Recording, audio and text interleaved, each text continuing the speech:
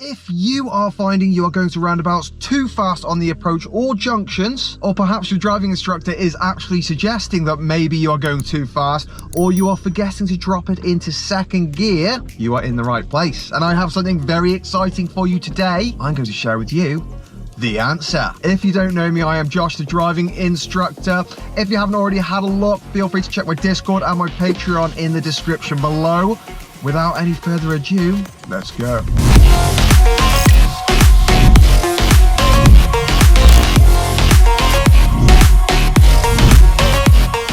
So the main reason that people tend to not be slowing down enough at a roundabout or a junction for turning left, turning right, etc. It's normally because they haven't actually pressed the brake before the clutch when they're going to change gear. They're not changing down a gear into second gear at all, or they're just not braking. Whatever it is, we're going to have a look at all three options now. But first, we are going to need a basic understanding of how the engine and the clutch work on your car. Now, I do not pretend in any way to be a mechanic, so I'm going to give you a nice basic understanding and see if you can understand as much as I do about how the clutch works. So when your car is on, that means your engine is constantly spinning. There we go, the engine is on. If I press this gas, that engine is turning faster. However, the car is not moving.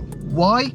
Because it is not connected to the wheel. If I put the clutch down, I'm then able to move the gear stick into first gear, which prepares the wheels to be connected to the engine. If I begin raising the clutch, I will eventually start connecting the wheels to the engine, and the engine will eventually try and match the wheel speed to the engine speed, which in my car in first gear is 5 miles per hour. Now the clutch is up, my engine is now matching the wheels to the same speed as the engine, which is at 5 miles per hour. Now, while the car is in gear, if the engine speed begins to slow down by either not pressing the gas or braking, so too will the wheel speed slow down. The same applies if the engine speed gets faster, so too will the wheels get faster with the engine speed. If, however, we put the clutch back down, this then disconnects the engine from the wheels again, meaning gravity and momentum will then take over. In case you're still not following, here's a quick experiment. First, we're going to pull over on the left with no pedals at all. So clutch is up, no brake, no gas. So we're going to do an experiment.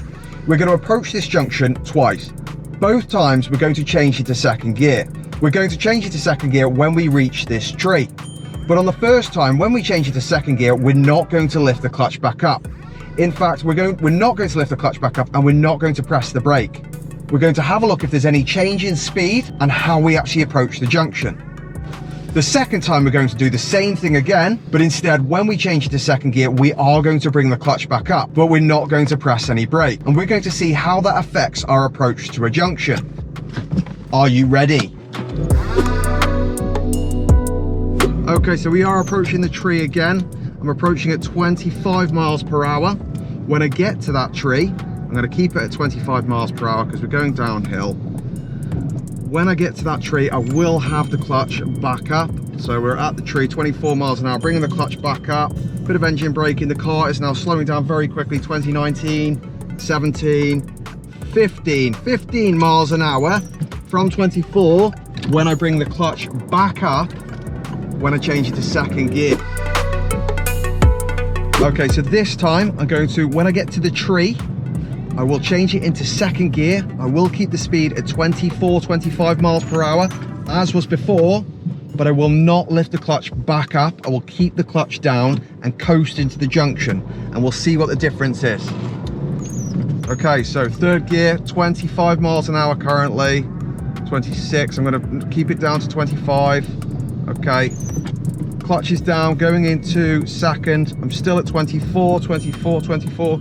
By the tree, coming off the brake, 25, 25, 24, 24, 24, 24, 24, too close to the junction. So it stayed at 24 miles per hour, not comfortable. That is the difference between putting the clutch down and lifting the clutch back up when approaching a junction. So why is this actually so important? But when we approach those roundabouts or junctions or turns left or right, we generally want to get the car into second gear to help slow the car down. Why is this? Well, second gear in my car has a minimum speed of 11 miles per hour. It's also quite comfortable at 20 miles per hour. Third gear, however, has a minimum engine speed of around 18 miles per hour, which means if we're going on a roundabout in third gear and we go any slower than 18 miles per hour, my car would eventually stall.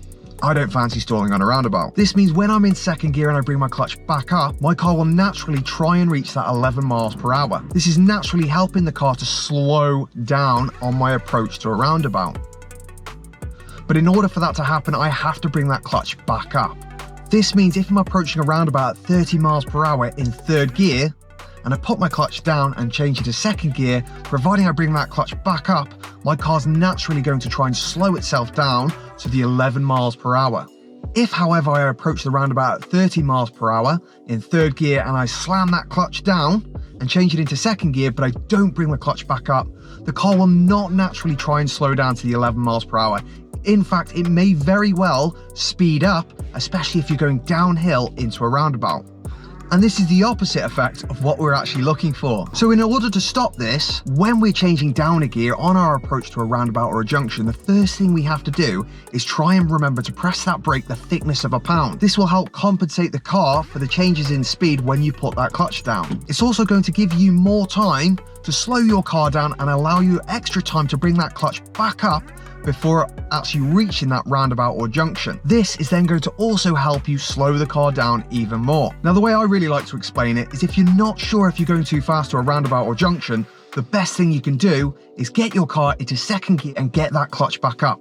By doing that, your car will naturally get to the correct speed that you should be at for that roundabout or junction. Now, if when you are bringing that clutch back up, you are getting quite a sharp judder or quite a sharp tug on the car, do not panic, this is perfectly normal.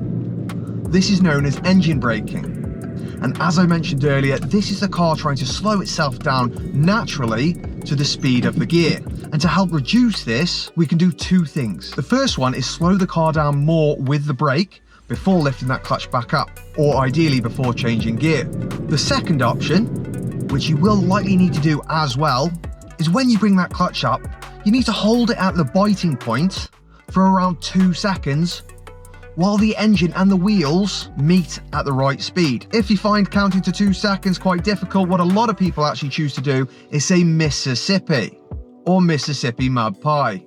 So if you are finding you are approaching a junction or roundabout too fast, here are the basic things that you need to do.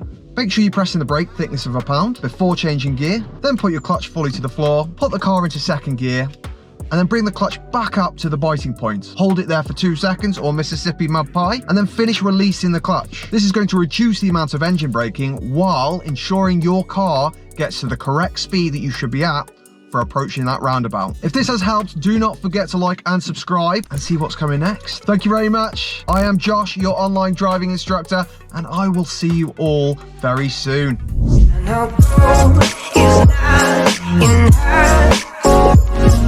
She's a